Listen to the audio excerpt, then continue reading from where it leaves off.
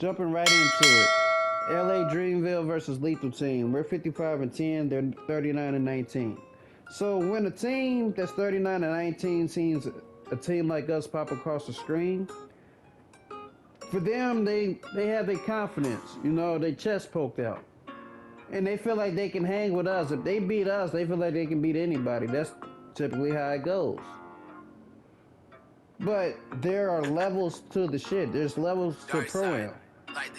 You can't just automatically think you're just as good as everybody else, no matter how good or how bad your record is. Everybody started off the same way, so I'm gonna give y'all the history.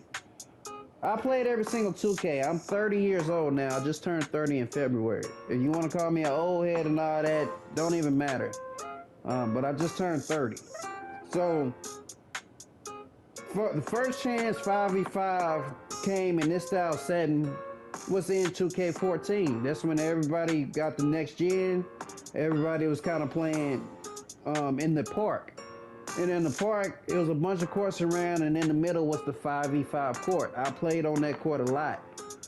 And a lot of people did because they enjoyed the 5v5 aspect of the game. But outside of that, you branched off and you found a couple of boys because it was new to everybody. And that was probably a more positive time in the community because nobody really cared about record or anything. Everybody appreciated the new experience. So, in retrospect, that's where you kind of found a couple of teammates. If you can find five, then you go on that 5v5 court and you just play. Simple as that. You transform that into 2K16 where they brought out the Jordan Rec Center. And the way that that worked is the way everybody wants it now. But I don't think 2K is ever going to bring it back. This is why the rec is so boring now. You go in there with 5 in the rec, you should win. So this team is 39 and 19. They probably would murder most teams in the rec. Honestly. But every once in a while you might get a good game. But in 2K16, the way it worked is you had to be a part of that affiliation, one. And they had like a shirts and skins concept, so you know, you can kind of bring your own clothes, your own swag, and you just play 5v5. It was the funnest time playing in the rec ever in 2K. I don't know why they haven't thought to bring that style back. Because the thing about it is, the way that style worked, you can tell when somebody sorry was coming to the court. A lot of times people didn't care because they just wanted to play. That's how fun it was. But if somebody walked up with like a 70 overall, you can just simply hop off the spot. Like, nah, bro, we ain't playing with you. And they had it to where they had like a squad side and then they just had randoms. So if you can happen to get 5 randoms that was going to stick around and play, then you play the next game. If not, come with your own squad. But you had to be inside the same affiliation. I thought that was cool. Eventually, I think they would have opened it up for you to be a part of any affiliation as long as you had 5.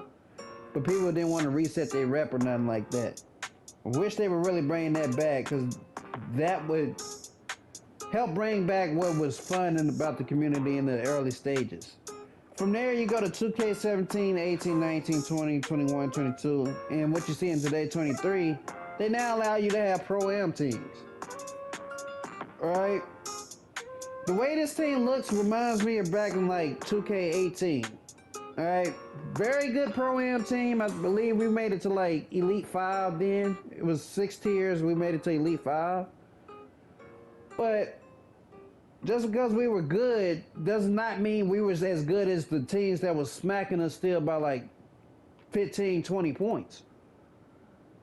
You know, that's what I mean. There's levels to it. It's like, no matter how good you get, yeah, if you keep getting wins, then let's be honest. When you put your team together and you first start playing, a lot of those teams are sorry. Like, when you see us having this great record, you know, only 1, 2 losses, shit like that, that's because all those teams suck. Those are glorified rec teams. Like, they will beat most people in the rec, which is why they decided to put a team together. Or they know each other in real life, so they decided to put a team together. They ain't got no chemistry or no IQ or no skill. So when they play against any team that has one of the 3, they get their ass whooped. So they probably got out of their 39 wins, most of their wins came from that. I guarantee you that. Just the beginning part of playing 2K. Them 19 losses came as they played better and better and better competition, as their record got better. Y'all see our record continuously getting better. We had 55 wins, 10 losses. I promise to God, we do not have 10 losses at the most. And this is me being generous. At the most, we had 6 losses. That's it. My losses I post. I think it's only one loss I haven't posted. But I post them. At the most, we have 6 losses this season. The other losses are literally come from us trying to play a game. And since we don't feel like waiting, we just close that. And once we close the app, 2K gives us a loss. That's why we're up to 10. But it is what it is. I have no shame in losing. So the levels I'm talking about, there's a floor and there's a ceiling. The floor is what I just said before, those teams that come in with the IRLs and no chemistry, nothing like that. You're just starting out. I don't even look at the rec as anything to be of significance. Nothing of significance in the rec. Like, if you win in the rec, good for you. Everybody wins in the rec. If you got 5 and can't win in the rec, y'all just really, really suck. So, you making that Pro-Am team and coming in, that's the floor. And then you have to climb these levels. The level my team is at, I'm going to keep it a buck with y'all. We are the best team on PS5. There's no team better. And I'm explaining why. The only way we're going to lose, you can look at any game out there, but the only game we're going to lose is us missing shots. Nothing more than that. And when I say missing shots, I don't mean we taking these dumbass contested shots. I mean we have some wide open looks and just don't knock them down. I live with that 100%. I have no problems losing that way, because at least if we lose that way, this is what I'm saying. You see this wide open shot? He missed it. I live with that 100%. That's the only way you're going to beat my team. The only way. I have literally been searching for years to get a team this good, and we're finally at that point where I have literally figured out every type of defense somebody can throw at me and every way to beat it. It's just a matter if we make those shots or not. That's it. And because of that, I don't care if you liquid gaming, I don't care if you status quo, I don't care if you trade bombs, I don't care if you any teams in the 2K league or none of that. We can beat all them. I promise you we can.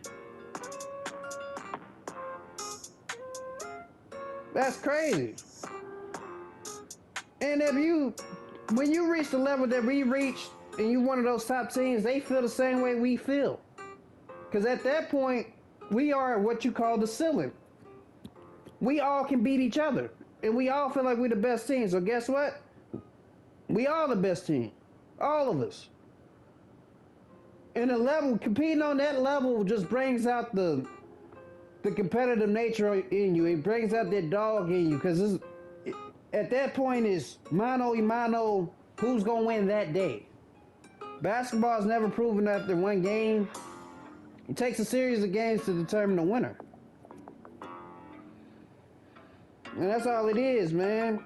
So if you're a team like Dreamville, keep grinding. When you're in this situation when you're playing against a top dog team, you can do one or two things, right?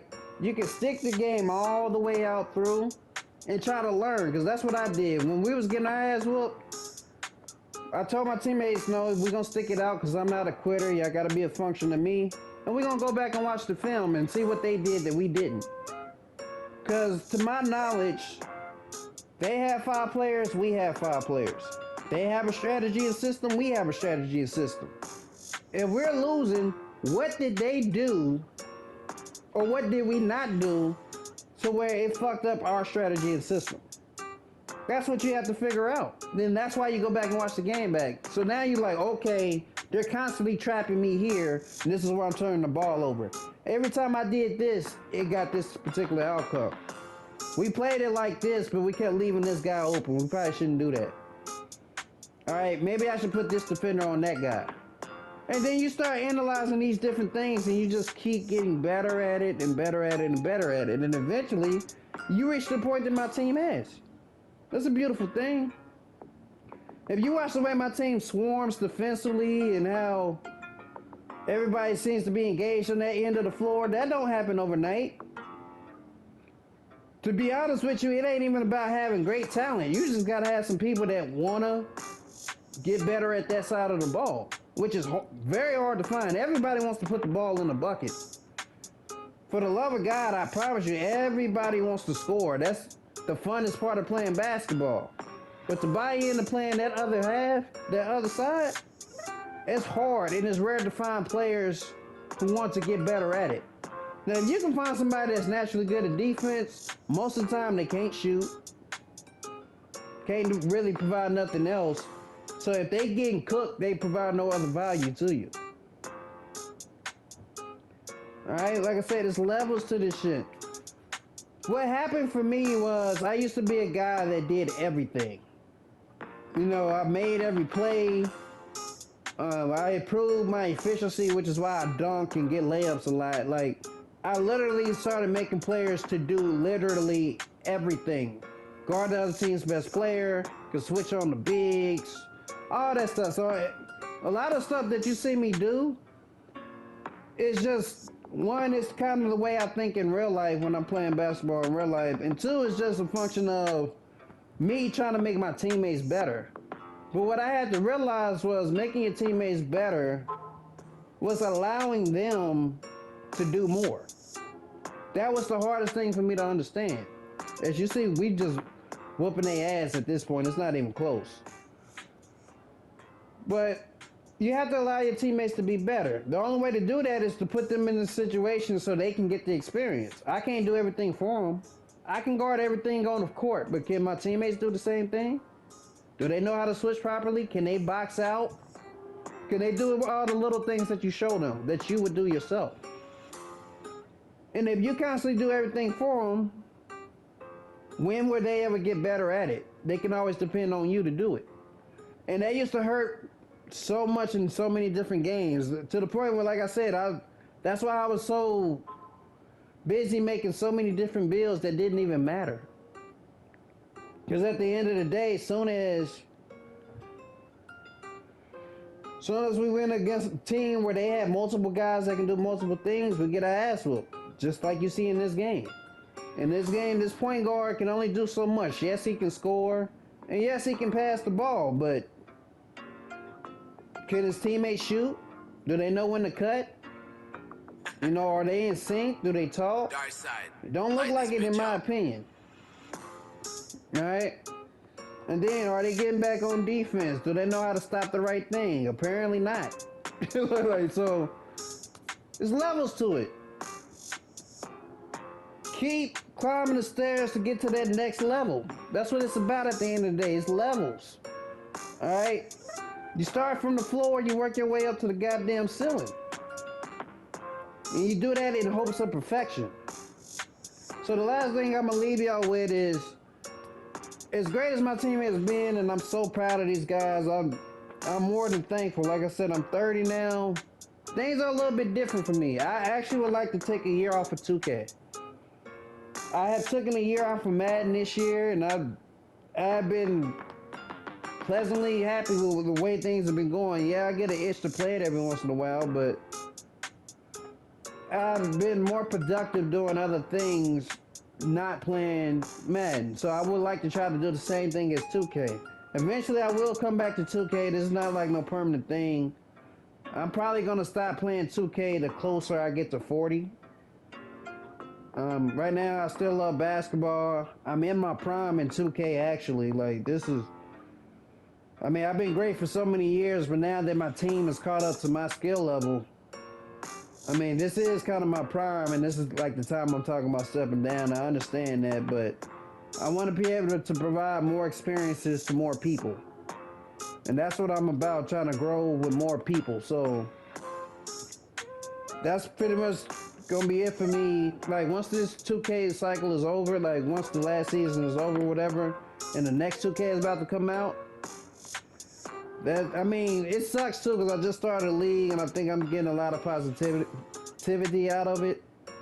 And I think they want to help me grow this thing, but I got to do it the right way. I don't want to build it like all the other leagues or nothing like that. I want to do it the right way. And the only way to do that is to get the right people in there.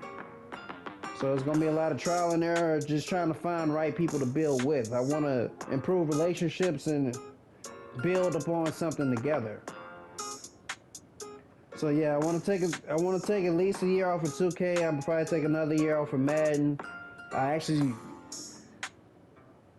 you know, the next year, not this year coming up, but the year after. That's when I want to fully focus on like trying to establish the association as far as all the different games that'll be in there, and then just go from there. But I do appreciate all the love and support I've been getting from everybody.